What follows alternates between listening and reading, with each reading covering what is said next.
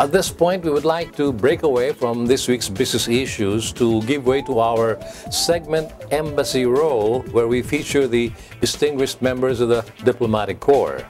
This week, we have the Ambassador of the United States of America to the Philippines, His Excellency Philip Goldberg.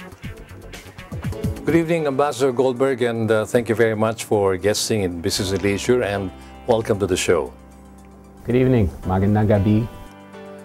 To start off, can you please tell us when and how did you start on your government service, and what government posts did you hold before you embarked on a diplomatic career? Well, I had worked in government in New York before I took up my foreign service jobs in the late 1980s. I worked for a part of the government that dealt with host country, host city affairs at the United Nations. Then I embarked on a diplomatic career in the Foreign Service with the State Department. I originally went to Colombia as my first assignment as a consular and political officer. I've served in South America, in Africa, in Europe, and now in Asia, so 4 different continents. This is my second posting as an ambassador, third posting as a chief of mission, because when I was in Kosovo, it was an independent diplomatic mission, but it wasn't yet a country. It was under UN auspices, so I wasn't an ambassador to a country. I've also served as an Assistant Secretary of State in Washington and several other jobs there. So about half my career has been in Washington and half overseas.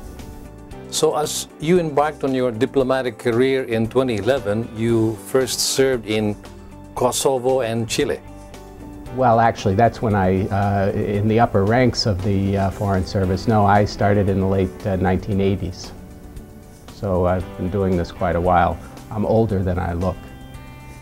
Tell us, please, did you pick up the Spanish language during your 3-year stay in Chile, or did you already have the facility before your Chile posting? I had a little bit of Spanish from high school and college, but I then studied it again at our Foreign Service Institute before going off to Colombia for my first assignment. Then after Colombia, I went to Chile, and after Chile, I went to Bolivia a few years later. So I've been able to use it in 3 different countries. You were sworn in as U.S. Ambassador to the Philippines on November 21, 2013. Can you tell us your first impressions of the Philippines, and how about now? I think the impression of a lot of people when they come here, and I was no different, is that the Philippines is an island nation with so many different islands, and although the heavy populations are only in a few, in Luzon, Mindanao, and the Visayas, it is very much an island and a maritime country. And so that's obviously an impression.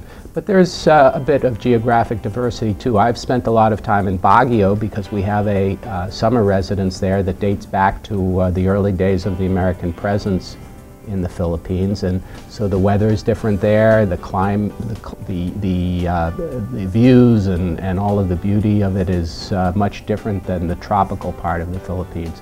So there's a bit of diversity too. And the one thing that didn't surprise me and wasn't at all different than what I expected was the hospitality and graciousness of the Filipino people. Filipinos are famous for that and for welcoming people, and in my case was no different. Mr. Ambassador, can we talk about how we have enhanced our trade relations in the last 2 or 3 years, for instance? I think it's doing very well. The United States is either the second or third largest trading partner of the Philippines, depending on the year. Some years China's somewhat ahead of us. We've been ahead of China. Japan is the #1 trading partner of the Philippines. So I think in trading relationships, we're doing well. We have a very, very strong agricultural trading relationship. We also trade a lot in different goods and services. So it's a very good trading relationship.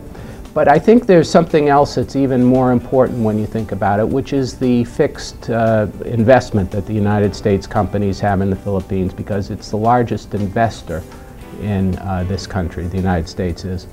And so it's really a vote of confidence in the workforce here, in the country's future, also partly a legacy of the U.S. involvement here. But if you think about it, Convergys, which does business process outsourcing, call centers and services, is the largest private employer in the Philippines, an American company. The largest exporter from the Philippines is Texas Instruments, which works out of the Philippine Economic Zone. So there are a lot of companies working here and doing well here. There's a lot of trading going on, a great agricultural relationship where soy and wheat and beef and chicken and wine are being imported from the United States.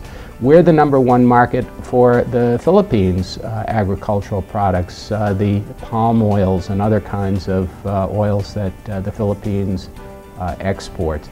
So it's a very important part of the trading relationship. The Philippines is our 9th largest market for agricultural products.